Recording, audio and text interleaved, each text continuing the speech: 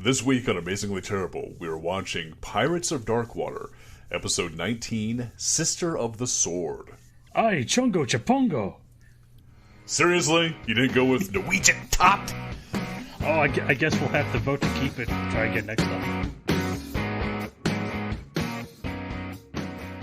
You're listening to Amazingly Terrible, the podcast that asks if a monkey bird eats a puka luka pie in Undar, can Kunda hear him scream, "Ah, chongo"? My name's Adam. The answer is yes. My name's Matt. My name's David. And I'm Derek. I did spend about 20 minutes today putting together that intro. Oh, yeah. Combing through the I could hear your Pirates sweat. of Darkwater dictionary. I could hear your sweat and labor as you as you pounded those words. Yeah. I could see you just be like, "What rhymes with orange?" The other one I have is Cry Maktoy and Unleash the Dargons of War. Yeah. The Dagrons of War. So. Yeah. But I'll save that for next time. That'll be for the next one. Because we're definitely keeping to this. Period. Put my foot down. I'm very interested to hear Derek's reaction to this. To this episode? Yeah, to this show and this episode. I've got some thoughts. But first, let's Marin. Let's have much Marin. How's everybody doing? I have peanut butter mousse cake, so I'm doing fucking great. Well, that's great. Excellent. Also, I spent all day today driving a goddamn U-Haul across New York City. And I hate every person ever. Wow, that's aggressive. Yeah, but particularly if you were driving on the West Side Highway between noon and 4 p.m., fuck you in particular. How long did it take you to get from point A to point B? Oh, it wasn't that bad. We were driving up to the West Side, so it's always really it's a hassle, and it's the day before Memorial Day weekend, so Oh, gotcha. It's a nightmare. So it took us about 3 hours to go roughly 25 miles. Oh. Holy God, shit. that sucks. Yeah. Well, you're also contending with the writer strikes, too. Maybe. I mean, it could have affected us. How does the writer's strike affect New York City traffic? No, I think it's just because they're walking around the blocks and kind of like diverting some of the foot traffic. Gotcha. They were holding up just blank signs because Yeah. they won't write anything on them. I thought that was pretty clever, actually. Were they doing that? I just made that up. No, they weren't doing that. There was a lot that were holding up blank signs. That's actually very funny. I enjoyed that very much. You know what I don't appreciate, though? When they go up and try to drop manhole covers from the covered walkways and to kill people in their cars. That's less great. Yeah, I know. Writers do that all the time, right? It's like a rite of passage. I think like all the folks on John Oliver's show. Each one has to kill a bridge and tunnel person. Well, that's how you get on the show. Yeah. I mean, it makes sense to me, but, I'm a Seattleite, so. Yeah. You guys you're all bridge and tunnel people, right? Do you guys even have tunnels? Oh, yeah. Yeah, the viaduct got sunk below the city. I thought that's where the evil second city was. No, that's where the evil original city was. Yeah. We're the evil second city. Right. Okay, I get it. Dirty day breathers. Yeah. Yeah, those were like Filthy. sea people that lived in the first city. They were sea people. Drunk on power. And bourbon. Yeah, it was pretty sure it was mostly bourbon. They weren't that drunk on power. They're mostly drunk on disgusting rye whiskey. I mean, did they have rye whiskey back then? I don't know. I don't know. That's all they had, actually. That's it? Rye whiskey and, what's the other one? Absinthe. Those are the only two they had. back Those then. are the only two drinks. They're like, oh, And- I'm making and, a like, little light. opium. I'm making a light night. I'll have a little opium and a little absinthe tonight. Thank you. I got to turn in early. Adam, did you ever do the Seattle Underground tour? Oh, yeah. Yeah, did you do the adult themed one where they told you the seedy side of the city? Maybe. I don't recall. I remember learning a bunch of seedy stuff in the city, but then it might just be because I've been here for a while. Yeah, So- so we went, and a lot of the stuff was like there were hookers, and you're like, all right, whatever, fuck it. But the best story I learned, You were like, from where specifically now?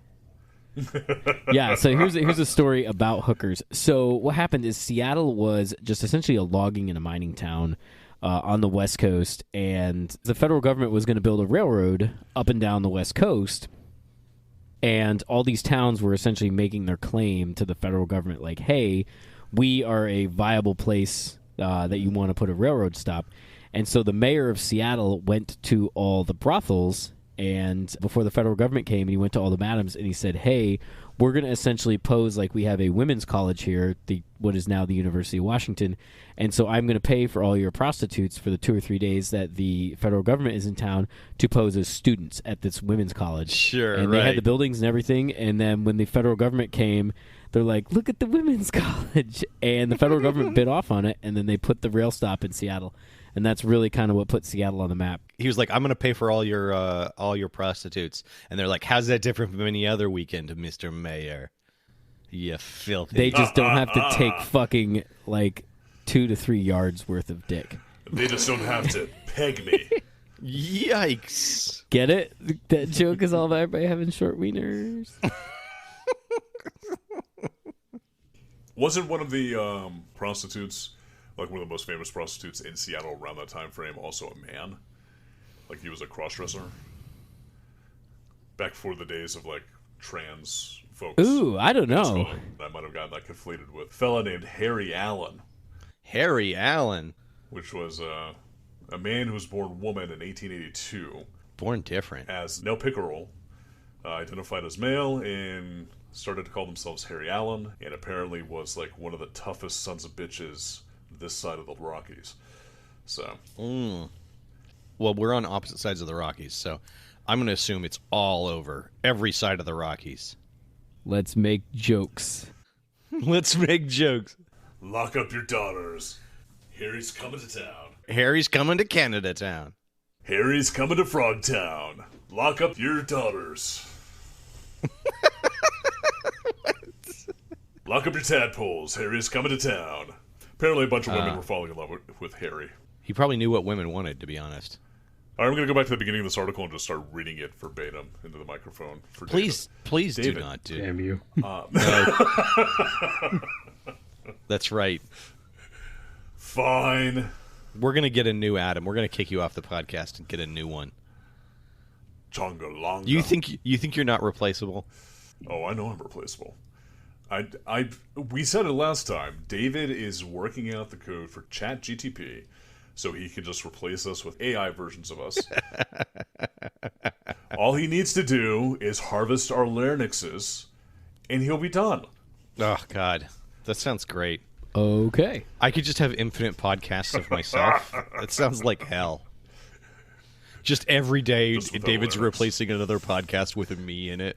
Ugh. That sounds horrible. Exactly. I have to listen to my own goddamn voice telling me jokes I would have already made. I think that's where we're heading, actually. I think that's exactly where this writer strike has taken us. So. Oh, crap. So does this make us scabs? If we write down jokes beforehand? Oh, shit. I did write stuff out for this. Damn it! Oh, my God. You are. Oh, dude, you're the worst. Fuck. You are. Jason Mantzoukas is going to come and break your legs. He is, but it's going to be cool because I'm going to enjoy it. But, hey, you're Okay. Jason Mantzoukas? Nice! There you go. What's it like to be in that show you're in? What's he in? That Mantzoukas? show about the coach? No, that's a different person. Oh, Ted Lasso. I think that's Jason Sudeikis. Yeah, it's Sudeikis. Yeah. I was saying Mantzoukas. Oh, Mantzoukas. Gotcha. Man Mucus. I am Man Mucus. Is that your man of the mid-afternoon name? Exactly. Man mucus. Man of the afternoon. I would like mucus. one. I would like 1 hour with man mucus, please. I'm going down your offerings, and I see here you've got man mucus on the rolls. Sounds like my kind of afternoon. Send him to me, sight unseen. I shall be bathing in my quarters. I'd like an afternoon delight with Mr. Mucus. Oh my lord! Wait, is he extra hairy? Perfect. Yes, Harry Man Mucus. Now that's a drag name. There we go. Mucus. Harry Man Mucus. Harry Man Oh, we're Mucus. doing great tonight, folks. They call him the Dingleberry. Fine purveyor of Blue Mountain beans. Yeah. Harry Man Mucus. Harry Man Mucus. I love it. Next RPG I'm playing. What's your character's name? Harry Man Mucus. Let's go. Let's save the fucking kingdom. Did you come or did you just spit on my back? Because it's lumpy. Lord Man Mucus, thank you for saving the kingdom. Lord Man Mucus. Nice. I aspire to be Emperor Man Mucus. Ting. But you may call me Dingleberry. That's Dingleberry to my friends. Do you think he'd have an ascot? Oh, fuck yeah. If your name is Harry Man Mucus the Third, call sign Drippy. Just yeah. an ascot. Just an ascot. Only an ascot. That's it. He's always capable of whipping out a monogrammed handkerchief, but you don't know where he keeps it. It is pristine, though. Oh, yeah. His hair is perfect. He is perfectly groomed. He's just wearing only an ascot pixie boots, and somewhere between his ass cheeks, he's keeping a monogrammed handkerchief. Don't make assumptions. He could clench it anywhere. He could have it in his beanhole. He unrolls it. Like a matador. Nice. Shakes it out. Well, gentlemen, I think we've made some disgusting jokes. Yeah, we made some horrible jokes. I believe so. We've covered trans people. We've insulted them. We've insulted Canadian people. We've insulted Harry Man Mucus. Jason Manzukis. We both created and insulted Harry Man Mucus. Mm-hmm.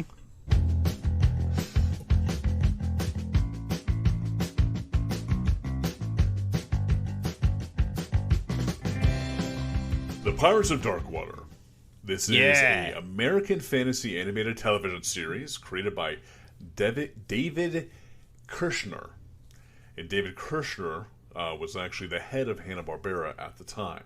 The series premiered as a 5-part miniseries on Fox Kids in early 91, and then the first season, which consisted of that 5-part miniseries, was 13 episodes. And then later, they aired on ABC from September to December in 1991. The second season just had 8 episodes. It was aired on syndication, and I think it actually originally got picked up by Fox because ABC didn't want to spend more money on it, basically. Okay. So they actually did a second season. I always thought there was just one. They did a second season. So it's 21 episodes in total that they managed to get out there. However, it was a very abrupt ending. They never actually finished the story because they did get basically yanked by the studio.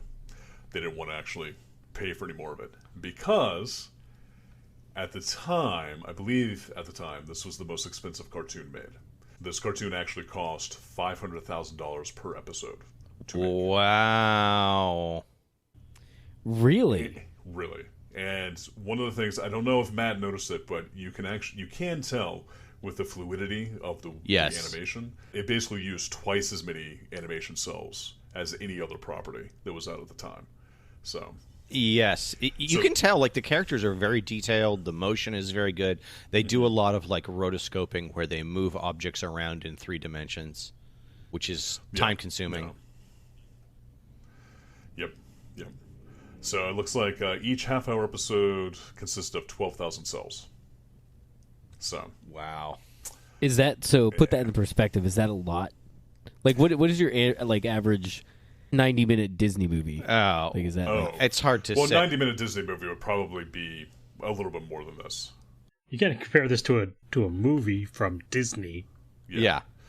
Compared to other Saturday morning cartoon series, those were about 6,000 cells per episode, per half hour. So it's usually measured in frames per second. So anime will do like 16 or so frames per second, which shows like you can tell the movement is very snappy. Film is 24 frames per second, and animation usually does half that. So this might be like 24 cells per second, or do you think this is 12 cells? 12 cells a second? That's way low, man. Well, they shoot it at the 24 frames per second frame rate, but they just keep things on twice as long as they should be. Oh, and, yeah. and skip all the between things to save time and money. Adam, you're saying this one didn't do that and has like the full movie frame rate. Yep, this has a full movie frame rate, basically. So the idea of the entire property was actually David Kirshner's, And it was based off of a series of ideas that he had when he was a kid.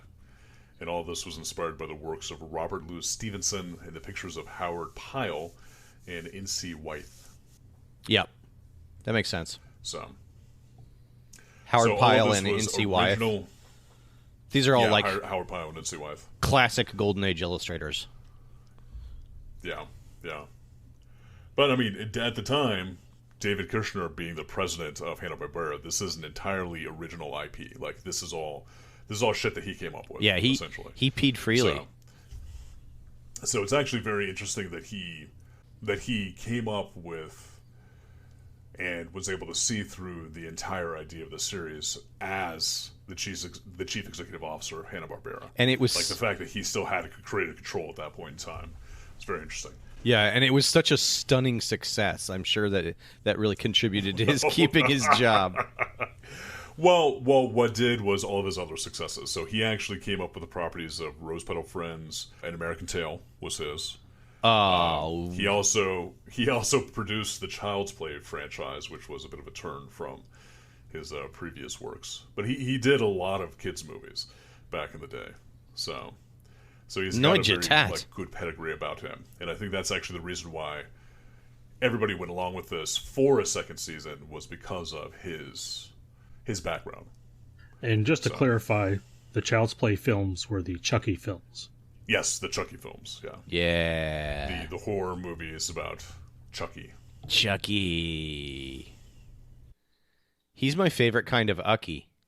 The horror films about the serial killer that, through a freak lightning accident in a doll factory, managed to possess a doll. Pretty cool. Or several dolls, apparently, since he keeps coming back. It's hard to kill a doll. I guess it is kind of hard to kill a doll. Yeah. So all of this is to say that there is a pretty good fan base. There's a pretty, even right now, a very active fan base about Pirates of Dark Water. It's a stretch to call them good. There is a fan base. Are they good? They're okay. I should say there's an active fan base. Yeah, that's better. Yeah. Because I think most of them are probably trash humans. Well, we're fans. So I mean, I rest my case. What it is. So there has been a pretty long-standing call to try to make a reboot of this series. However, we know for a fact that that's not going to happen because Warner Brothers owns Hanna-Barbera. And we all know how well Warner Brothers handles beloved childhood IP. Yeah. So they pee freely. For example, just go watch the new Batgirl movie. I really hated what you've done with the Warner Brothers cartoon properties too. Yeah, in your face. We didn't need Space Jam 2. No, it was unnecessary. I mean, we wanted it, but we didn't need it. We were all thirsting for Babs Bunny. That was her name, right? I don't remember. Who cares? I didn't even. I believe so. You know what? I haven't seen either Space Jam movie. Neither have I. I think it is a well-established fact on this podcast that none of us have seen any of the Space Jam movies. Yeah. And we're saving ourselves for the podcast. We're saving ourselves for space marriage. When David comes in and says, "It's time, boys. Get your marriage tackle together. Prepare your dark water. Prepare yourselves for the space jamming." Crap, it is on the list. It is on the list. See if you can fit this whole newspaper tube up your butthole. In preparation. Yeah. We got the gerbils. They've been crawling around in Space Jam all day. They've been crawling around in Space Jam. Their claws are all sticky with jam. Just gonna shove them up those paper tubes. Yeah. And you're gonna like it. All right. So the premise of this show that we're about to watch is that our main character, Rin, he was a lighthouse keeper. And in the first episode, he finds out pretty much within this almost the same breath that he is an orphan. His father is the king of Octopon. He's the chosen one to save Myrrh, the entire planet, from what's called dark water, essentially like a sentient pollution that's enveloping the Earth, and that he has to go out on this quest to go find 13 treasures, the 13 treasures of rule, in order to stop the Dark Water. What? And apparently in that first episode, he takes it all in stride, just like, okay, cool, let's go get this done. Yeah. I'm ready. Yeah. So He's prepared his body. Well, that's the first step of the hero's journey, accepting the quest. Yeah. first step is acceptance. Yeah. Step 1 in their hero cycle. Total buy-in. I love that. I love it. I think that's a t-shirt. The first step of the hero's journey is acceptance. Yeah. Try to make it like an AA thing. I like this. I'm going to do that. Yeah. Jump right to the punch. Yeah, we don't need writers. Yeah, we can that's do this. right. Yeah, we got this. Yeah. Fuck you, man, mucus. So the whole premise of the show is Ren is sailing around the alien world of Myrrh on a ship called the Wraith, searching for the 13 treasures of rule. His loyal crew of misfits that help him are an ecomancer named Tula, a monkey bird called Niddler, and a pirate called Ios. I'm pretty okay with Tula. Yes. I'm pretty okay with her. But not the others. No, You like Tula's... the ecomancer, but not the... Yeah, Tula seems fine. She seems like who I want to hang out with. We didn't see it in this episode, but I'm pretty sure Tula is like the powerhouse of the entire group. Because she's like a the magic user. Yeah. She's the glass cannon. Yeah, exactly. Yeah. So, but Ren is in basically fighting the evil pirate Bloth, who is on the warship Maelstrom. And the Maelstrom is actually like a gigantic city-sized ship, basically. And he's also trying to get the treasures of rule, but I think like for his own personal usage, not to use to fight the Dark Water. Yeah, he's going to put them in his butthole.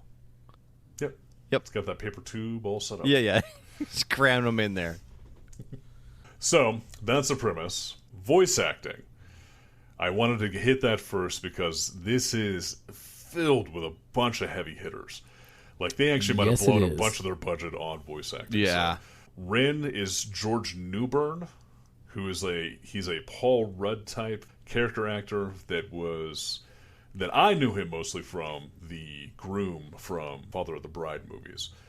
But and he's been in a bunch of other stuff. But Derek, you said he was in something else, something that you really recognize. Yeah. All right, you ready for this? Yeah. He is the voice of Sephiroth.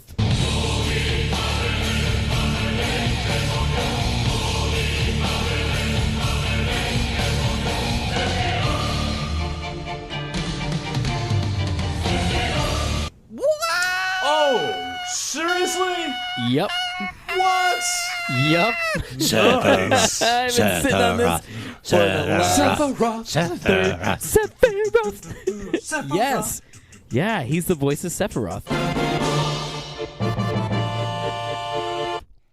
And the crazy thing is, so when I watched this episode for the first time, I don't know, earlier this week, about a week ago, he opened his mouth and I immediately was like, holy shit, what video game is he from?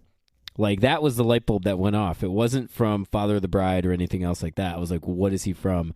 Looked him up, and then I was like, oh my goodness, he is Sephiroth. And I wouldn't say recently, maybe within the last 4 or 5 months, played the Final Fantasy VII remake. The reboot. Yeah. Nice. Yeah, but he's Sephiroth. Why did you do that? Do you hate yourself? Final Fantasy VII is fairly overrated and relatively viewed with rose-colored glasses. Oh my because it was the first of its time. Oh, sweet Jesus! Stab me in the heart, Derek. Yeah. Oh. You just gave Adam a bad bean, if you know what I mean. Yeah, and a boner. Okay, so I actually agree with you. I think it's overrated. It's a good game, but it's overrated. It was great for what it was in '97. It's just here we are, almost 30 years later. You're like, yeah, it's showing its age. I don't know. You can look at games like Ocarina of Time is still amazing. Every single Zelda is extraordinarily overrated, aside from 2: A Link to the Past and Wind Waker. Wow, you are on goddamn crack cocaine. It's over. I supported you. I supported you through your heresy, through your goddamn godlessness. Dude, this whole episode opens, and I'm like, this is a JRPG. Oh, like from the beginning. Yeah. Like this entire thing it's like I could have played this video game as a kid. Well, this is actually like the role playing games storylines we would have come up with when we were kids. Honestly, it felt like a more defined version of something that Matt would be storytelling on Rifts. Honestly, so I think you're giving me a little too much credit, but thank you. Okay, I will say that the ship looks badass. I do enjoy the ship a lot. Yeah, the Wraith. Yeah. Yeah. Well, and I don't know if you remember, but I think it's in. It might be in the first episode or the second episode. I can't remember, but it flies. It's a gliding ship. Oh, whoa! It's like the way. That's the reason why the sails are set up the way they're set up is because it's supposed to be like almost like a kite, essentially. I thought you were going to mention how it's basically just the first random ship that he came across and stole. Well, there's that too. Yeah. Nice. I like him even more now. So the first voice actor, George Newbern, plays Ren. Niddler is played by, of course, Frank Welker. However, he was originally voiced by Roddy McDowall. And what they did was they had Frank Welker come in and replace him after the 5-part miniseries, and then went back and edited the 5-part miniseries and had Frank Welker redo the voiceover. Ooh. So, nice. Tula is Jodie Benson, who played fucking Ariel from Little Mermaid. Wow. She was the original Little Mermaid. Yeah. No shit. Yes. And you can if you go back and watch it now, you'll hear it. Like, I didn't recognize it initially, but then when I read this, I was like, wait, shit, no, that is her. It's interesting because I'd really like Tula to be part of my world, if you know what I mean. There it is. Just gotta slap some feet on her. Yeah. Just gotta make a deal with an evil octopus lady. Yeah, do it. You also want her to be mute too, right? No, that's terrible. That's horrible. I'm not trying to be. I'm trying to be gross, not a horrible monster. Oh, okay. Sorry. Yeah. Sorry. Negative. We are trying to be horrible. Oh, sorry. So Ayaz was played by Hector Elizondo. And I don't know if you guys recognized... honestly, this was the first voice that I really recognized. And I immediately placed his voice with his face, because he is a proper face actor. Like a real, regular Proper actor. face actor. He's one of those face boys. Yeah. So he usually plays, I think, like presidential type sort of characters, but the one role or military types, but the one role I really remember from him is he played the concierge in Pretty Woman. Okay. All right. Next we had Conk, and Conk should have been the first or second voice you recognized, because Conk was in fact the incomparable Tim Curry. No. Really? Yes. Yep. Wow.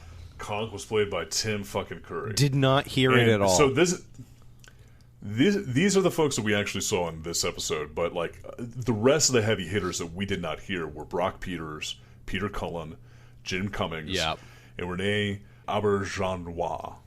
Renee Auberjonois. And I don't know if you recognize that name, but he played Odo in Deep Space Nine. So Whoa. Wodo. And he was also a huge video game voice actor too. You would actually probably recognize his voice if you ever heard him. Well, I don't recognize his face because Odo didn't really have one. So those are the voice actors there. If you guys are ready for it, we can jump into the summary, which I think actually might be a little short. Let's get on. Let's get this dark water flowing. You know, There's not a lot of substance. Okay. All right, so we'll get this going. You could probably do it in about 45 seconds if you wanted. I mean, we could do everything. Every cartoon we watch, we could do in that amount of time. Oh, I could do it in 45 seconds. So we open on Ren and Ayaz harvesting cinder sand for their torches on a small island. And Ayaz tells Ren to be careful because it could blow the whole place up with one single spark.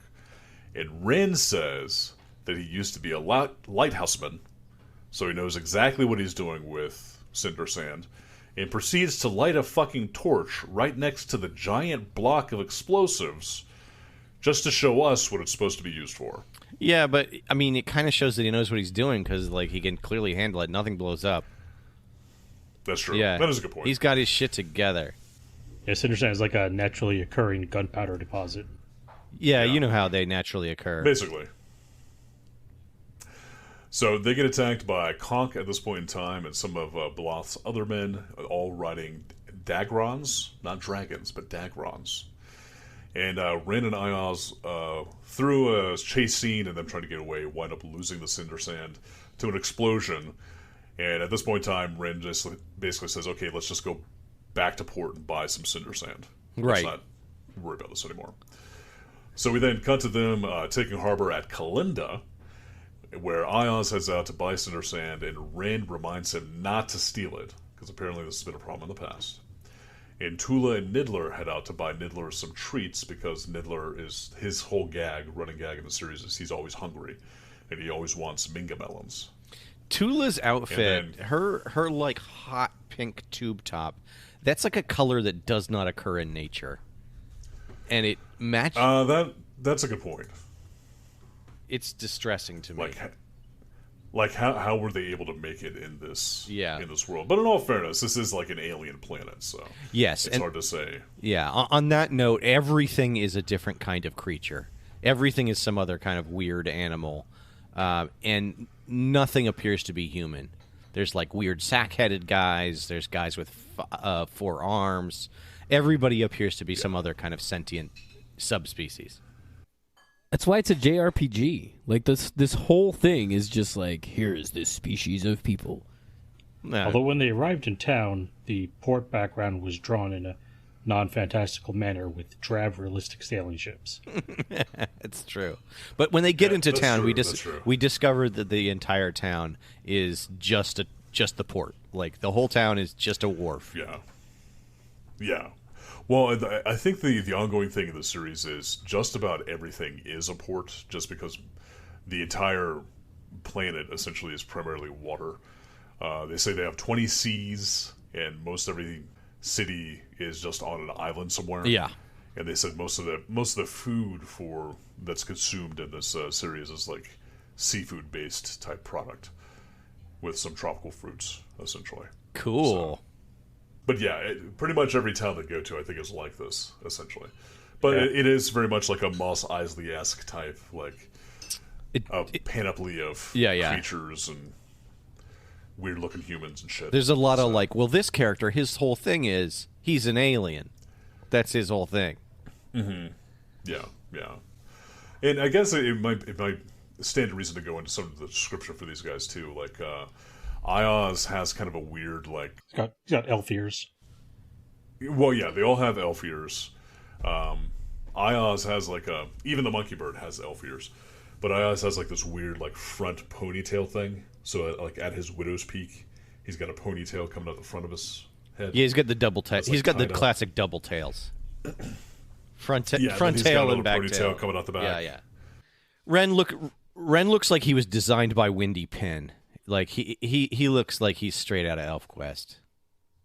Yeah, he seriously just looks like an elf with like mullet blonde hair, basically. Yeah. So Ayaz has got like a deep V, showing off some of his man cleavage. Ren is basically wearing like a blue pant shirt combo that just look like old timey Renaissance fair. And they're all wearing like gauntlets and armlets and shit like that. Yeah, I mean, Tula looks like they're fairly well designed. Like they have a lot of detail. Tula basically looks like Jasmine, except for she's got a pink tube top and pants rather than a blue tube top and pants. Yeah, she's hot. So. She's hot pink Jasmine. Which, you know what? Now that I've said it, I'm very okay with that.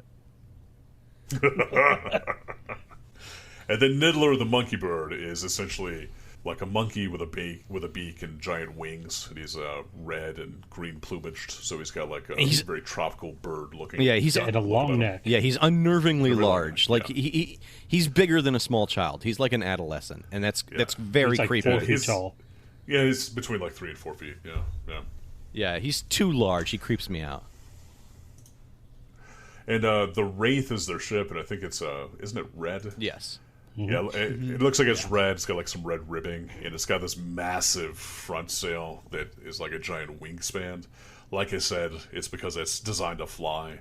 So it has a massive sail that makes no functional sense because it wraps like around almost 360 around the ship. So they could never tack. They could only go the direction of the wind. Yeah.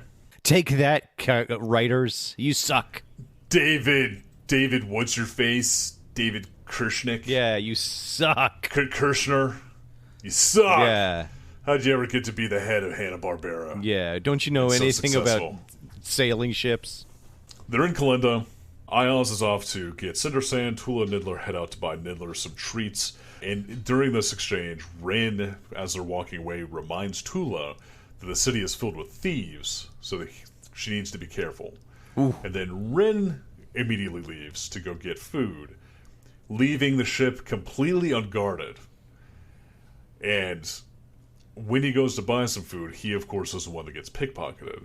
Although, he gets pickpocketed by, like, doing the old bump, where somebody bumps into him, another guy picks his pocket and replaces The classic his bump bag and of pick. coin with a bag of rocks. Yeah. Big bump and pick. Yeah, the old bump I and did pick. I did like at the very least that after they showed that, they did show him checking his coin purse after he got jostled. It's just he didn't check it thoroughly enough. Yeah. Because it was just filled Because with they rocks they replaced it with a rock-filled purse, which is like they're very well prepared here. Yes. So, and also everybody's purse looks exactly the same. Like, everybody's coin bag is made by the exact same manufacturer. The same coin bagger. It's like Coach, Merv. You think it's coin all bags. Coach? No, there's no Louis. It's all Coach. Yeah, there's no Louis Vuitton in this No- world. No Louis Vuitton. Nope. Exactly. All Coach. Well, the prequel to this was actually the fight between Coach and Gucci. Yeah. Where Coach basically had to, like, murder all of Gucci's Yeah. employees. But yeah. Yeah. He stood over them and says, "You thought you had me, Gucci, but now I'm going to Gucci you." And then he slit his throat. And as he's slitting his throat, he's going, Gucci, Gucci, goo. Yeah. Yeah. Hilarious. Yes. See, we should be writers. We should Anyway. be writers. I think we've more than proven that we're more talented than at least 100% of Hollywood.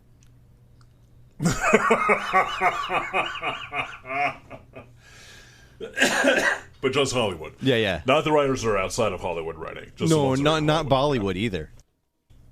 Not Bollywood. Not Bollywood. Not Bollywood. That's genius. Nice. All right, so this is when we get introduced to Solia. Because Solia sees Ren get pickpocketed and then says, oh, then I guess his money's up for grabs, so I'm going to go calm these pickpocketers out of the gold that they just pickpocketed. And what does So she Celia look winds like? up, What does she look? When you first saw her, what is the immediate thing that you thought? That it's a female version of Ios. There you go. Immediately. Yeah, just That's like all she looks like. right off the ticket. Right. Oh, that's Ios's sister. Yep, exact same coloration. The only thing she's missing is the front ponytail, but that's just because her hair hasn't grown out long enough. She has bangs. Yeah. She's got the back So. ponytail. She has better fashion sense. She does Yeah. have slightly better fashion sense. That's true. True. Does she have a scar? Because I know Ios has like a scar on his face, and I thought she might have had. She a has scar neither too. a scar nor a mustache. Okay, but she does have the exact same eyebrows, Yeah. which is the important part. And they both shop at the same store. Exactly. So Leah sets up a con job where she sells the pickpocketers a ship. And it's not her ship, she just sells them a random ship. And this whole con falls apart pretty much as soon as she gets the money. Because as soon as she gets the money, the actual owner of the ship runs up and is like, what the fuck are you doing? As she's making her escape.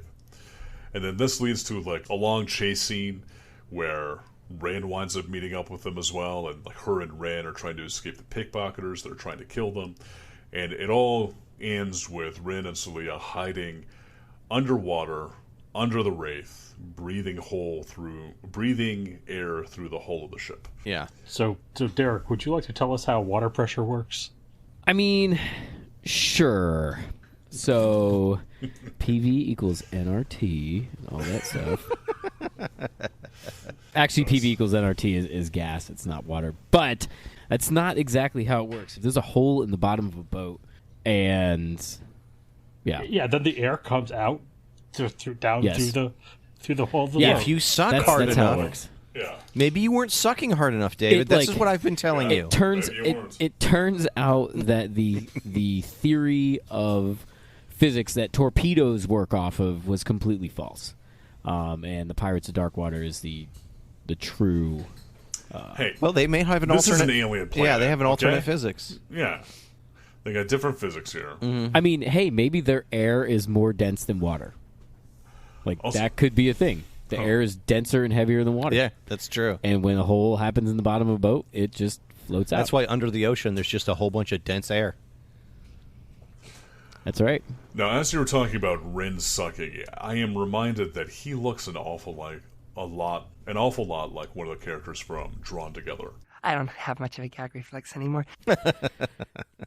Oh, he does. Holy shit. Yeah. Did anybody else also notice that every time they have, like, a pouch, it looks like a scrotum? That's just Every single one of the pouches in this show just looks like a ball sack. that's It just looks how exactly the pouches same. look. And it's a coach. God. It's the coach pouch. Fucking animators and, like, cartoon artists are just constantly hornballs. Well, there's not a lot to do, so I'll make this look like a ball sack. Yeah. Oh, yeah, I'm just going to make That's a true. dick-shaped sword. I'm drawing twice as many cells as I would on any other Saturday morning cartoons. I got plenty of time. Gotta draw peepees. There's a ball sack. I'm sliding some fucking scrotes into here. You sliding some screws. Sliding some screws. You're starting to sound like hairy man mucus. Yeah. Sliding some screws. Sliding some Old screws. drippy man mucus. Scrote sliding. All right. The next scene is we got Ren and Celia on the ship. They wind up meeting up with Tula and Niddler as they get back. And then finally Ayaz gets back. And Ayaz exclaims, "I chongo chapango!" Because Celia is his sister, as it turns out. Mm-hmm. Nobody could have guessed it. So, I don't know. Oh, yeah, the two Clearly took us by similarly looking surprise. characters. Exactly. So they all sit down and have a meal together, and Celia accuses Ayaz of running away with the family fortune. Yeah. Which turns out to just be his half of the family fortune that he took. But apparently this was enough to cause Celia to have to become a street-smart wharf rat in order to make ends meet for her and her family. Well, So, but it infers that she kind of went off on her own. Oh, I took it as like she was actually trying to scrape together any coin she could find for her mom, is what I thought it was. Oh, they never I make that could- I could have explicit been putting at something all. in They kind of infer that Yeah. she went off on her own with her money. Meanwhile, the Yeah. whole time she's flirting with Ren. That's true. That's true. It's like over-the-top flirting, obviously causing Tula some concern. Right. But Celia also says at this point in time that, you know what, all will be forgiven if you help me find the treasure on this treasure map. That's not that far away. It's like right around the corner. Ayaz says, no, I can't do that. She kind of screws herself over when she just shows them the map. And Oh, that's we true. learn That's true. later She that does they a know splash exactly where this is. Yeah. Yeah, she's got no poker face Yeah, here. so they even see the map. So everyone basically stands up and says, like, no, I can't go because we are on a quest to stop the Dark Water from destroying this planet. And at this point in time, I was like, this is some stupid fucking bullshit. Because this is like somebody coming up to me and being like, hey, man, do you want to go to Burning Man this year? And me standing up and saying, no, I'm on a quest to end pollution and save the planet. So I have to take care of that first before I can do anything else. I mean, are you on that quest? Well, yeah, but it's just by reducing my carbon footprint and Yeah, getting yeah, the yeah. businesses that I control, making sure that all of it's like Carbon neutral. doing its best to be carbon neutral. So, yeah. Huh. Okay. Good to know. But it's also like it's an insurmountable problem that I'm not going to be able to handle like this year. You know? Yeah, individual action is meaningless. Yeah, it's true. Free will is a joke. No, you have to reduce the corporate level First, we have to pollution change our society. to have any sort of impact. Yeah. Yeah. But I feel like these guys have a little bit of time to go on a little side quest. I think it's They're more just, like somebody comes up to me and is like, not having it. hey, do you want free money? And I'm like, no, fuck, I hate money. No, I got to go to work. Yeah, fuck money, I gotta go to work. I don't have time for that. Yeah, there you go. Good stuff. It's exactly what it's That like. is what it's like. But at any rate, after they all stand up and make this proclamation, Celia seems to take it very well. Like hugs her brother and like starts like rubbing up against Ren and macking on him. obviously picking their pockets. Yeah, There's she no robs reason them for her to blind. do this otherwise. And yeah, winds up rubbing them blind. So she winds up I taking all mean, of maybe Ren's she gold. just wants to get handsy. She does want Yeah, I to thought get she was handsy. trying to like sow chaos before she leaves, so that everyone would take longer to realize they've been really? pickpocketed. Honestly, when I watched it too, I thought the same thing. Where she's like, "All right, so long, brother," and then just totally nut grabs what's his nuts. Ren. Boom. Yeah. Well, I did take that as being like a She does a little tap. Sufferin. Oh yeah, when she was, I mean, come on, when she was pickpocketing there, she was in that pocket for a hot second. I mean, if you had a choice between your brother and some hot-looking elf dude, which one would you pick? I don't have a brother. Probably go with that. So you'd fuck your brother. Hot-looking So you'd elf fuck dude. your brother, is Yeah. what you're saying. So you fuck your brother, yeah. Your imaginary brother. Mm-hmm. Could be off in the corner rubbing one out to your imaginary brother. What would your brother's name be? Schlong. What's the opposite of a hairy man mucus? Yeah. Smooth. Smooth dry sinus? Smooth supplement? Yeah, smooth supplement. Smooth supplement. Hello, I'm Smooth Supplement. Would you care to touch me? Billy D. Smooth supplement. Yes. Feel my sinewy muscles. Feel my bald skin. This ball sack has no hair on it.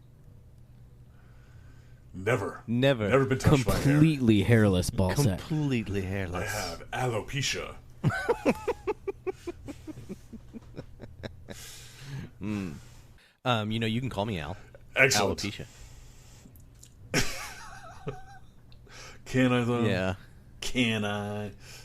No, but when I saw this, I thought immediately to me it was Sylvia's obviously picking their pockets. Yeah, clearly. And was because she was like, "Hey, you want to do this thing?" And they're like, "No." And she's like, "Oh, okay, no big deal. I'm fine with that. Whatever." Because Ren's kind of a dipshit. I'm gonna leave now. In the beginning, he's like, Yeah. "No, I have a quest. Let me show you this jewel I have that seems to pertain to the quest somehow." Okay, bye now. Yeah, exactly. Well, I guess he's on the same level as Sylvia, essentially. Who appears to be a teenage girl in this episode, so maybe not I don't know. the best. Well, she is supposed to be very street smart, though. I don't know. Yeah. Anyway, Ayaz and Ren realize that they've been robbed only after they've already gone underway. So they're like sailing away, and then like, oh fuck, we don't have the compass, which is the jeweled pendant that Ren wears. You And we would don't think that when have you put to our sea, money. you'd be like, "Let me check my compass." Yeah, let me just well, real or- quick. Or if you're Ayaz and you're a thief, and you come from a family of thieves, and you just hung out with your sister who's a thief, you would have been like, let me double check my coin purse and make Yeah, sure. hey everybody, check your pockets. Yeah. Yeah. Sometimes she takes your coins, sometimes she puts pudding in there. Figure it out. Oh, my coins are all puddingy. Oh. Smooth Supplement hates this. Smooth Supplement hates pudding coin. Pudding money. Fuck. But at any rate, they turn back, but we wind up cutting to a bar scene where Sola is in a bar in Kalinda having a bunch of drinks because she now has money to pay for it. The bartender even makes a comment about her not having coin before, and now she does. And it just so happens that Conk is in the next table over having like a little mini midlife crisis of his own. Yeah, where yeah. He's getting hammered, complaining about his life and how he doesn't like working for Bloth and how he's always screwing up and he has no luck. At first, And that's when... I like was really disgusted by Conk, but then they started getting like doing close-ups on him, and I was like, I really love how they drew this little minion. Yeah. I really love how gross he is. Yeah. He's kind of interesting in general. Like, even later in this episode, when we see that his peg leg is also filled with cinder sand Right. to be an extra torch, And I think it's kind of... His mouth An is like interesting bigger setup. than his whole face. Yeah. Yeah, exactly. All right, back to the bar. So in the bar, Conk looking over at Celia, who just at the moment happens to be admiring the compass, and Conk says to himself, I think my luck's just turned. And then we have Ren, Tula, Ayaz, and Niddler show up in front of the bar. Ren and Ayaz go into the bar to go confront Solia, And then a wacky bar fight ensues. Yes. As Celia accuses them of being thieves the moment they walk in the bar. And through the whole kerfluffle, Conk winds up befriending Celia and helps her out the back of the bar. And basically takes her to his ship and says, hey, if you come with me, I'll get you the hell out of here. And we also find out in this scene that just like droids in Mos Eisley, monkey birds are not allowed in bars. Yes. Which is fortunate because the monkey bird manages to see Conk and Celia running away. Exactly. So we got Celia and Conk joining forces to go hunt for the treasure. We see them planning this out, and Conk has a little bit of internal dialogue where he plans to betray Celia and take all the gold as soon as they get there. Somehow, I guess from memory, Tula managed to make a copy of Celia's map, and this is when she states to everybody that, this is going to be in Arachna Island, which is the most dangerous island in the 20 seas. Well, this is where I feel like Celia really blew her hand, because she showed the map, and it seemed like they instantly recognized the island that they were on. I am assuming that they just have their own map, and they just have it labeled, because she holds it up, and it just says Arachna across it. That's a good point. They just pull up their own road map, their own map of the seas. Yeah, they map quest That's exactly where it is. That's where they're going. Yep. So anyway, we cut to Conk and Celia getting to the caves first, or getting to the island first, and they go into the single solitary cave on the island to go find the treasure. The caves are obviously inhabited by giant spiders because everything is covered in cobwebs and there's human-sized cocoons everywhere, but apparently these two dipshits seem to be oblivious to what spiders do. Yeah. Or even, that this is webbing. Until they find the chest. Well, if you lived most of your time on, very small islands, there's probably not that many spiders, I mean, that's fair. There could be a lack of diversity of fauna wherever they go. Well, I'd imagine that they were like the Hawaiian Islands pre-contact. Mostly it was birds and a few wild boars that the natives brought with them. Yeah. I can see that. But, at any rate, we go back and we see that our heroes have split the party. And we focus on Ayaz and Niddler first, going into the cave. And Ayaz and Niddler wind up getting attacked by screaming spiders, which causes Niddler to drop his torch and Ayaz to fumble to try to pick it up. And I actually really like this little bit of animation here. The fact that, the torch goes out, but we can still see everything. Yeah. Because we're the viewer. And it shows Ayaz just sort of fumbling around trying to find the torch that went out so we can relight it. Thought that was interesting. It was pretty fun. These spiders make the fucking most annoying noise. Jeez. And I was just about to bring that up. What the fuck? Yes. Screaming spiders. Other than that, they are not very horrific. They're not very scary, but the noise they make really freaked me the fuck out. Do you think? Yeah, do you think that was really Frank? have, do you think that was old fangs. Frank just being like? I can almost fucking guarantee you it was Frank Welker. Yeah. Who would have been making that noise? Yeah, it was Frank Welker. They were like, "Hey Frank, can you jazz this up?" And he was like, and they're like, "Well," it was like spiders. Oh yeah, I know what spiders sound like. Exactly. And they're like, "Out of the park, Frank. Out of the park. Nailed it again, Frank. Please never come back here."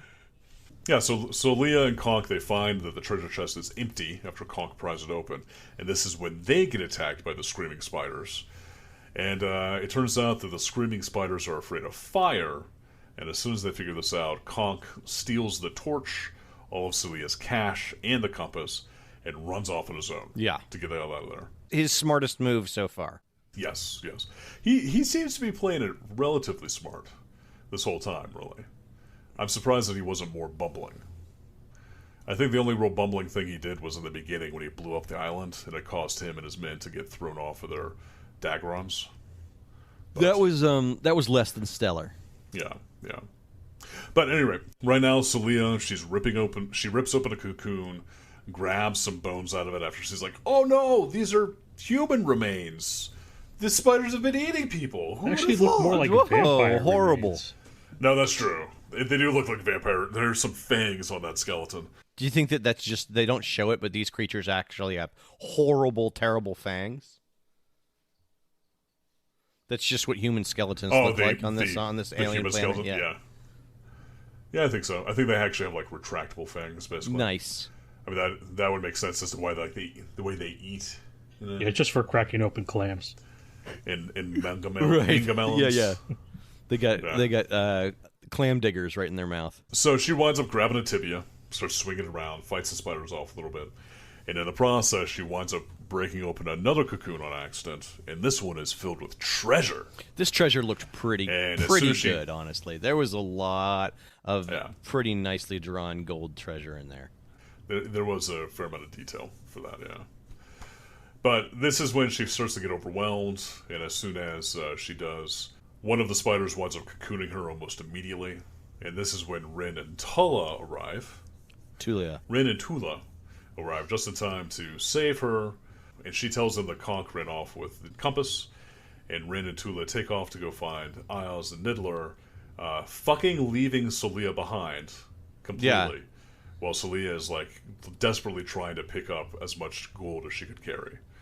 And at this point in time, I was like, are they going to go into like a weird, like, greed, killing, best intentions type thing where like she's going to get killed by spiders because she was too greedy, staying for the gold?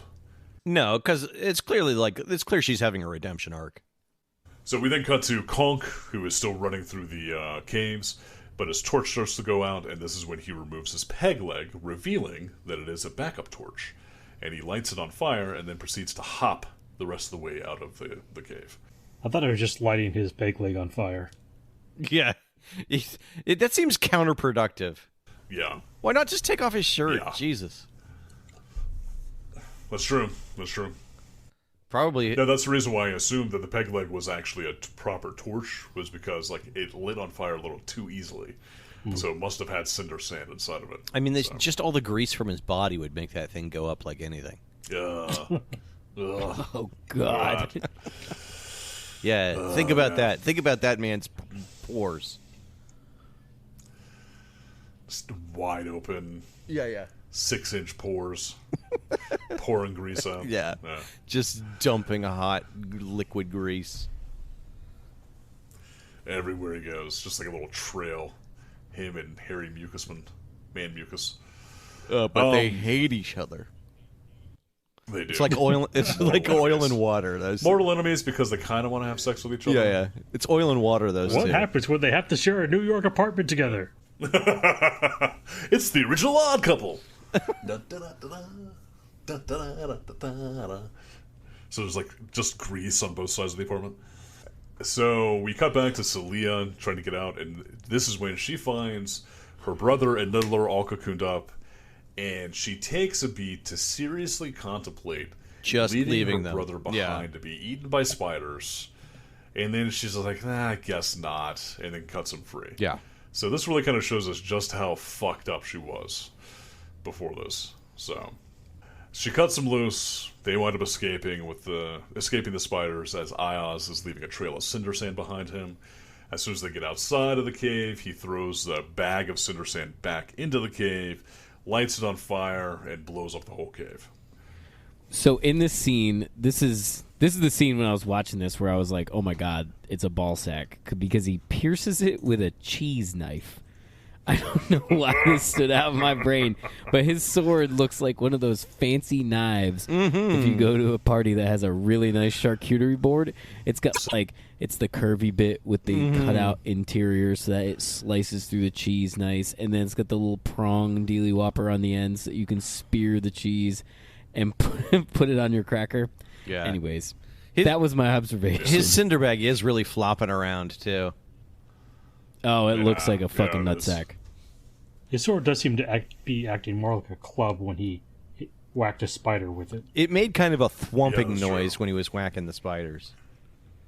Yeah, instead of slicing through anything. Yeah.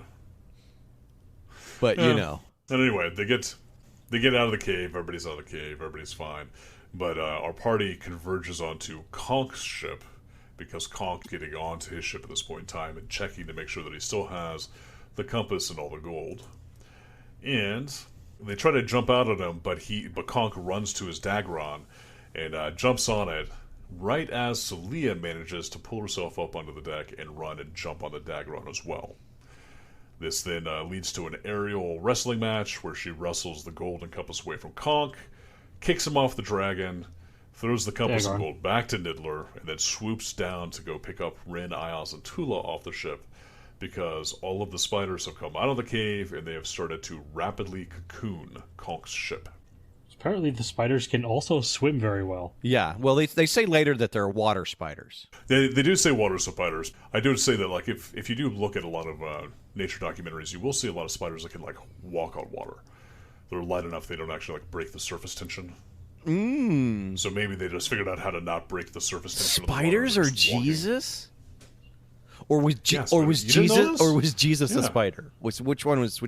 No, spiders are Jesus. If you read all the way through the Bible, it ends with much like Christopher Walken from the prophecy movies. Jesus basically just bursts into millions of spiders, and then like crawls off into various directions. Yeah, that's what happened when he was crucified.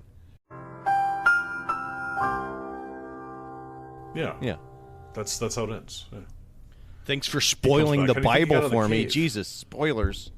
Yeah, no problem. Yes, Jesus spoilers. Indeed. Indeed. Indeed. Now I have no idea what I'm going to read for Easter. This is when we see the spiders are. Well, this is when we see how fast the spiders cocoon things, because like one spider lays like a 3-foot wide, 50-foot sheet of webbing as it's crawling across the ship. Yes, basically. Well, don't worry. As they sail off, we do see that Conk frees himself from a cocoon as he's floating near the edge of the island. Yes. Yeah, we leave it with Sola flying off with a little bit of treasure, because she managed to get some treasure from the treasure trove. So she should be. So that tells us she's going to be okay. Tula gets upset at Celia's last flirting with Ren. Ions makes a joke about Conk at Conk's expense, and Ren starts laughing like an idiot at nothing. And that's when we cut to Conk cutting himself out of the cocoon and starting to swim back to port. So, yeah, this is also leading me to think that Conk is like all muscle. This is also the moment that throughout the whole thing they've been calling Celia a wench. Everybody's been calling her a wench, including at the end. Oh, that's true. Tula does it. Yeah. Which really sent the movement back, Tula. Yep. #girl boss. Girl wench. I mean, winch boss. Winch boss. Winch boss. Yeah, don't call people wenches, people. Don't do it. Yes. Yeah. You can call winches, like when you're trying to lift something. Yeah, that's right. When you have to crank something and use a wench. Yeah. Yeah. If you're cranking it, call it a winch. Or, if you have something where you're balancing it, you can call that a lever. Winch and lever. Yeah. The original Odd Couple. Or if you have this year, if you have a block and tackle, NBC. you could have a block and tackle. Call them a block and tackle. Don't call them block and tackle. Yeah. Lynch and Weaver. And Harry Manmucus. All right. So that is the end of the episode. That is where we're leaving things. This is, again, the third to last episode that they ever produced of this series. Feels like a waste. Yes, I'm disappointed.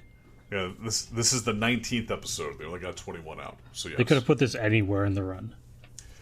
Yeah, or just not put it in the run. This is a throwaway. So yeah, like if they're not going to bring this character back, like why do this ever? Yeah. And honestly, like going through and looking through all of like the fan wikis and looking through Wikipedia itself, going through and looking through all that stuff, like she never showed up as a main character, which leads me to believe that she was never brought back and they never intended to bring her back. So I mean, it was canceled in another 2 episodes, so they may have had plans for her. It does feel like they introduced her to like the whole point of doing this would be like, oh, we'll bring her back for something interesting later, but we need to introduce her now. Life is like a hurricane in the world of myrrh. Dark water. Yeah. Myrrh. I think we are on a ticking clock before fucking the fireworks become too much. But let's keep going. Let's do this. Are they going off? Yeah, I think that was the first batch. So I took the dog out. So we'll keep it going. We'll see. If I start hearing them hot and heavy, then I may have to drop. So no big deal. Fair enough. Well, we're in the death throes of this podcast anyway. Yeah. both this episode and the show in general. Yeah. So, what'd you guys think? What'd you guys think of this episode? It's hard to form an opinion. This is like my baseline of what cartoons are. Oh, I'm kind of with David on that one. Like, there's some things about this I really liked, and I don't know. And then there's other things I was like, this was so okay. Overall, as a story, as the episode or whatever, this was fucking vanilla, boring as shit. Yeah. Right? Like it had nothing. But the characters, the art, the voice acting, all that stuff. Like I said at the very beginning of the podcast, like, man, this reminded me of any JRPG I've ever played. Yeah. I was like, whoa, this is super cool. They could do some super cool stuff with this. You know, you had like, they're on a mythical planet, 20 Seas, Kevin Costner's hanging around, like he's got gills, and it's fucking, they're riding jet skis and shit. Like, they're going to eat it's great, like, from that. It's great from that aspect, but then in execution, they just whiff hard. I feel like the quality, the money they spent, it shows. They spent it on the episode. Nobody was taking big lunches out on this budget. Like they animated the hell out of this. What they did not do was write the hell out of it. Yeah, that's probably the best way to put it. But I feel like this is also like the best episode for Amazingly Terrible, because I think we really did choose like the blandest, most like inane, banal storyline in the entire series. Basically, I could very easily see the rest of the series being like this, and I'm just misremembering it. But one thing I did appreciate about it was it felt like they really cared about the world building. That they really took time, like more time than they usually do, to develop, okay, this is a weird world. It has these weird rules. It's kind of like this. And these are the words they use, and these are the kind of creatures that are around. Whereas, like, most other cartoons don't bother with any of that lore. It actually seemed pretty heavy on the fake swearing this episode. This one did, yeah. If you look through the dictionary, like half of the words in there are swear words. Like they really flushed out the swear words for this show. They really did. Yeah. Well, they knew what they needed, you know? Write what you know. And also, like, David, how much of this did you watch when you were a kid? When I was a kid, somewhere between a fourth and a half of the episodes, probably. Okay. And I've probably seen about a fourth and a half of the episodes as well. Matt, I'm assuming you've seen probably about the same, right? No, I saw less. Because I only saw it when I was over at your house, so I only remember about maybe seeing like 4 or 5 episodes, maybe. Yet, as adults, we all fucking know Norwegian-tat. We know exactly where that came from and what that means. Like, this really stuck with us when we were kids, despite the fact that this would have been, like, a fraction of the stuff we were consuming back then. I mean, it stuck with you and I. I think you and I were outliers. We also, like, we didn't see it on... Didn't we see it on Fox? So we saw it, like, very late. I think we watched it on Fox, like... When it was in syndication. Yeah. I think we saw it when it was in syndication. Because it was never in order. Wait, was the Fox run the syndicated run? It originated with the 5-part miniseries with Fox, and then ABC picked up the rest of the first season. And then after the first season, ABC said, we don't need this. They made the rest of the episodes specifically for syndication, and Fox picked it all back up. When it was, like, cheaper, basically. Yeah, basically once they finished the run, Fox was like, okay, well, we'll syndicate it. We'll take it in and we'll play it on our Saturday morning cartoon block. So I remember it playing in the afternoon, or was it only Saturday mornings? Yeah, I remember it being like the afternoon after school block. well, that could have been the case too. Like maybe they did. Maybe they switched it between the two. Because once they had it for syndication, they could pretty much put it anywhere. And it's surprising that this was the time frame when 65... Yeah, there's not enough episodes really to put it there. Yeah, exactly. I don't know. It was a bit odd. But the thing that I really remember when I was a kid was the fucking masks. Remember when they had to do, like, deep diving? And they put on, like, some weird, like... They put on some weird, like, octopus-type creature on their heads that was basically like a rebreather and allowed them to actually have, like, a face mask while they were diving. That's cool. I sort of remember what that might look like. Yeah. Did it go over their eyes? Yeah, it went over, like, their entire head, basically. Cool. And, like, the front of it was just, like, a thin film that they could see through. So... Cool. But yeah, like, the world building was really good. Like you were saying, I feel like they did put a lot of, like, time and effort into fleshing out a great deal of this. That's the reason why I think that we just got the worst episode we could have possibly gotten. Because I remember a lot of stuff from here that's, like, even just like, oh, that's a cool world-building piece that I like. And in this one, we didn't... The only thing we got that was world-building was, oh, cinder sand. Yeah. You got gunpowder. Okay. And What swearing. about the screaming spiders? Well, every episode had, like, weird creatures in it, so... I guess, but I don't think... And now, listeners, for your enjoyment, That's good enough. here's 45 minutes of screaming spiders. Just put that on the loop. Yeah. There we go. Oh, it's just the fucking worst. I loved it. But I do have to say that I remember this being incredibly high quality. And then probably about 10 years ago, I watched a few episodes again, and when those few episodes that I watched, I was like, this is garbage. This is flaming hot garbage. I can't believe this is so bad. But when we watched this again, it actually seemed like it was high quality. So I think I might have just seen some, like, really low resolution or low quality version? recordings. Yeah, a few years back. So when we watched it this time, I was actually kind of pleasantly surprised. I thought it actually held up really well. No, it's. So, I mean, the thing that's letting it down is the writing. It's quite beautiful to look at. Story. The characters are well drawn. I mean, I feel like they had all the ingredients except good writing. Fair enough. We'll see if we keep it on. But first, would you let your children watch this show? Ooh, that's a good question. It is not very good to women. Nope. Despite being the most powerful, Tula is a bit of a potted plant. Yep, and they keep calling the other women wench. So I think I'm gonna go with no.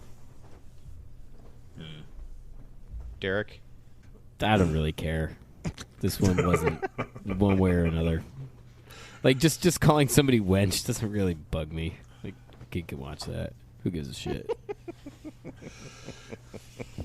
All right. Like, if they had said, "Hey, you're not allowed to be anything in life other than a fucking boner garage," then I'd be like, "Oh, maybe we have a problem with this." But calling somebody a beer wench, like, shit, dude.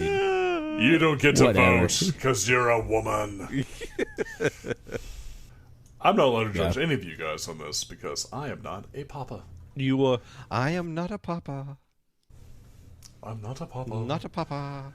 I am not a papa. Moving right along. What else do we want to look at? What else do we want to do here, David? To be fair, I don't know how many of these shows I've really watched that I've been like, ooh, content-wise, I wouldn't let my kids see it. There's been a couple, but I don't think any of them have really, like, rubbed me the wrong way. Yeah. I think just from, like, terrible of production. Yeah. And whenever I'd be like, stop watching that trash TV. But there hasn't been any that I've. Maybe there've been one or two. I think don't know. as they get older and they start That I've gone- and they start liking things and they start asking for them and you have to watch it with them, there's a real danger that they could like something that's just utter horror for you. Think Coco Melon. Oh, we're full blown into Coco Melon. Yeah. Do you love it? I don't mind it. She likes Okay. it. Just give it time. You will grow to despise it. It's makes her happy. There's not a lot of things that she's happy about that I end up You'll despising. grow to hate it. Don't worry. Oh, she's got a JJ doll and a bus and all Oh, this yeah, shit. yeah. We had the JJ doll, too. Coco Melon. Dun, dun, dun, dun, dun, dun. Just get to Bluey as fast The as you wheels can. on the bus go round.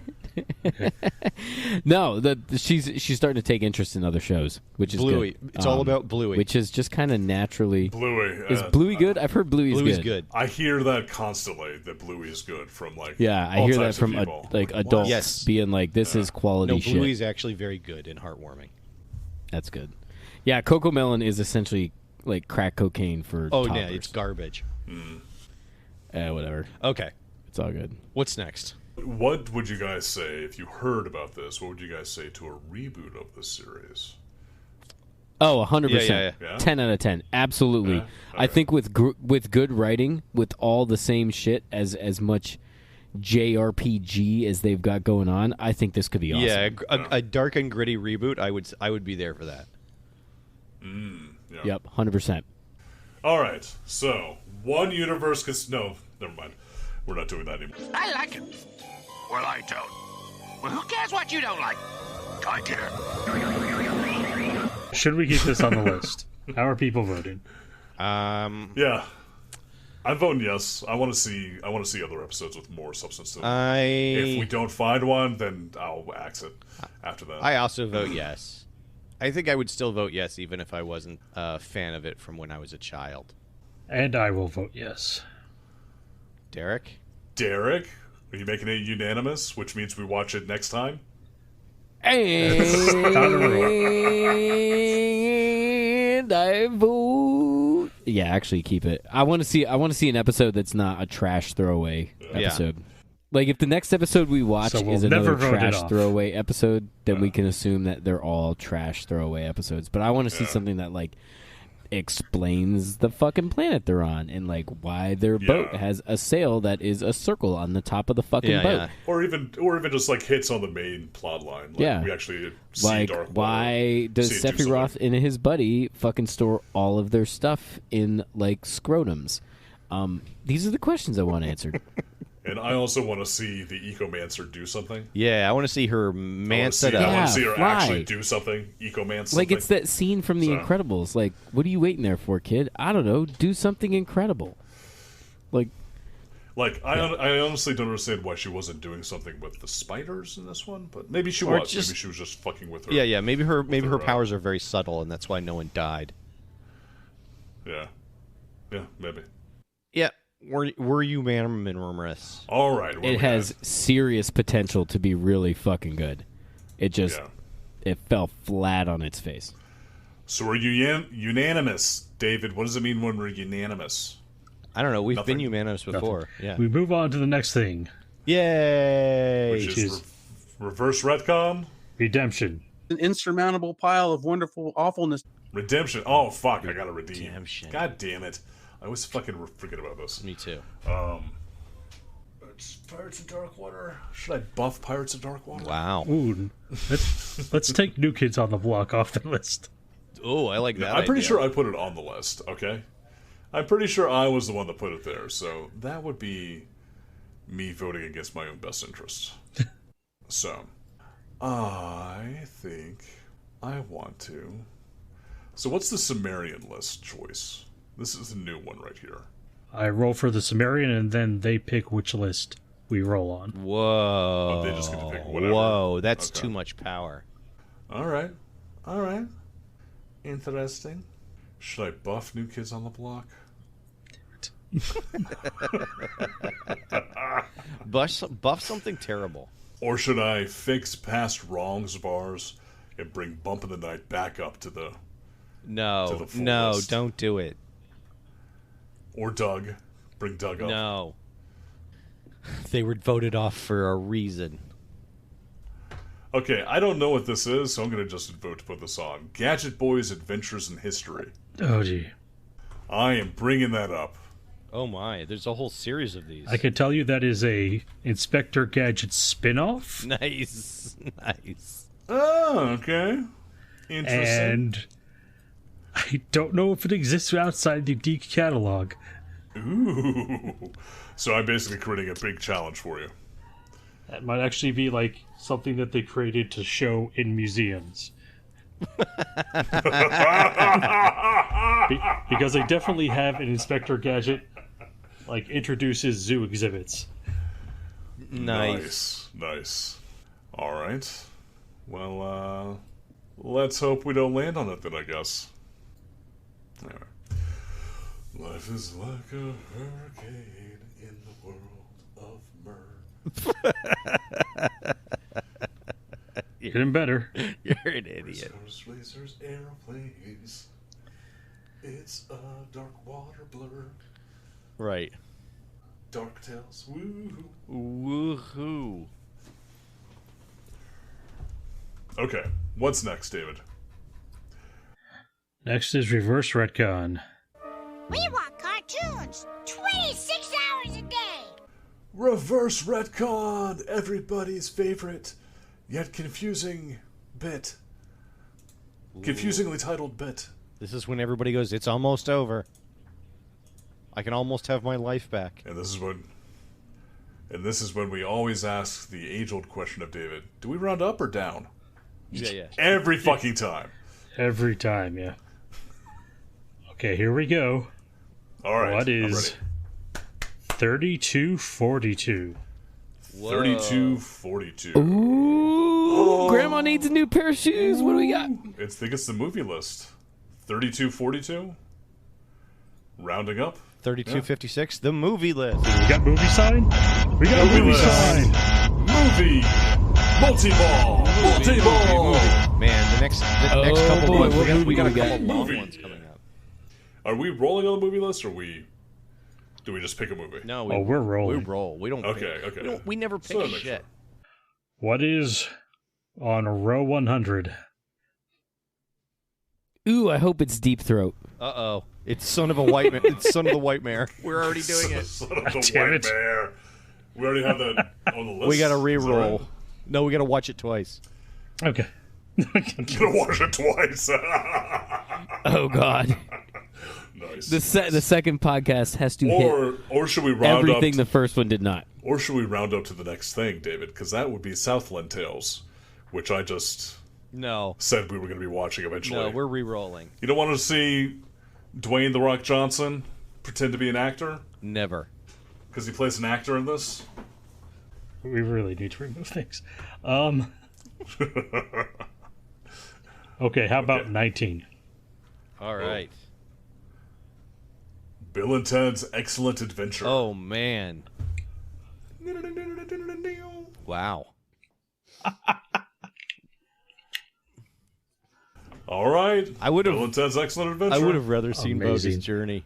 I really would have. That would have been great.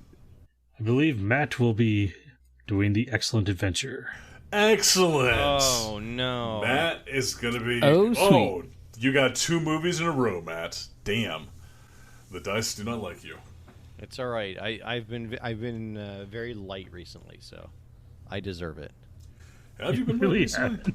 Yeah, I have. Oh, you did Tailspin, though. That was like Tasmanian 5 Tailspin. episodes ago. More than 5. Yeah, that was a hot minute. That was a while back, yeah. That was like 8 episodes ago, so I'm more than due. Fair enough. On a future episode of Amazingly Terrible, we will be watching Bill and Ted's Excellent Adventure. But next time on Amazingly Terrible, we'll be watching the 1974 animated movie Jack and the Beanstalk. Oh, I'm excited. It looks trippy as fuck. As am I, yeah. This is like This is Dave. crazy shit. This is yo. David's pick. All right, any final jokes we want to make before we leave this podcast coil? I'm just gonna close with you say no jatat. I say yes jatat. Noijatat. Yes jatat. Yes, Jatat. Yes No jatat. Jatat. Yes, Jatat. Yes jatat. No Jatat. Oh, you went to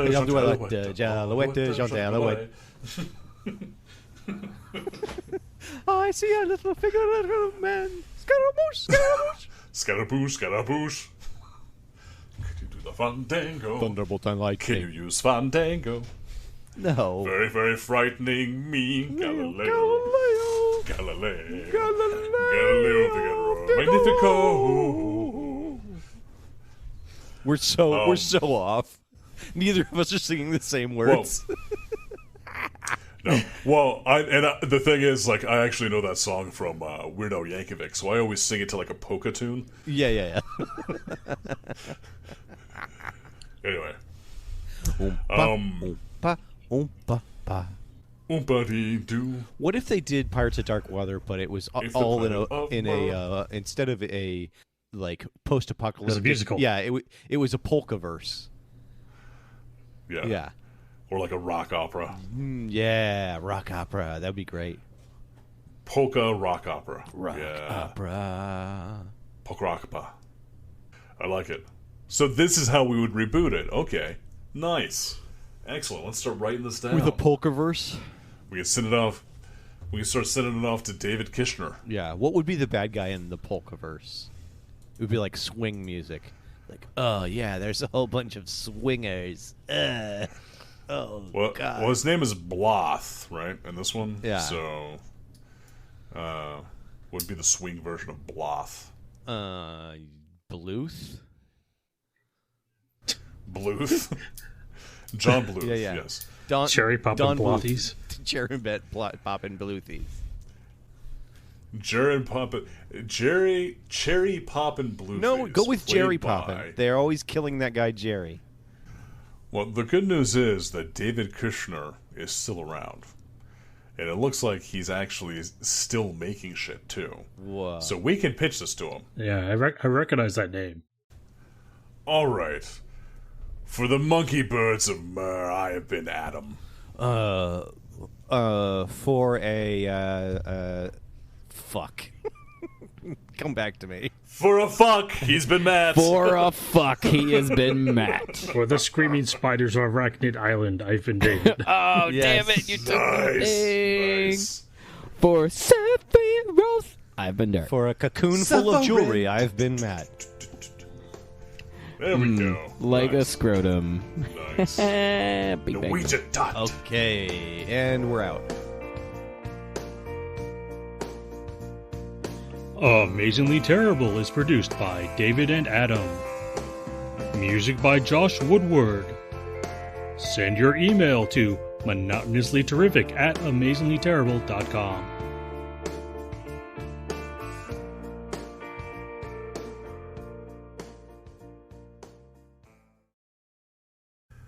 What do you think Noijita? Okay. What do you think it really means?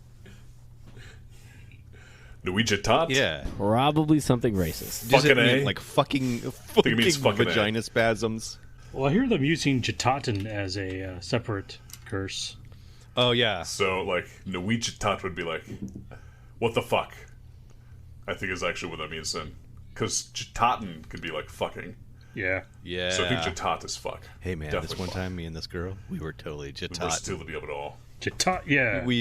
I Jatatted. Jatat, yeah, bro. I Jatatted. Jatat, yeah. I Jatatted her right in the dark water. Okay. Nothing.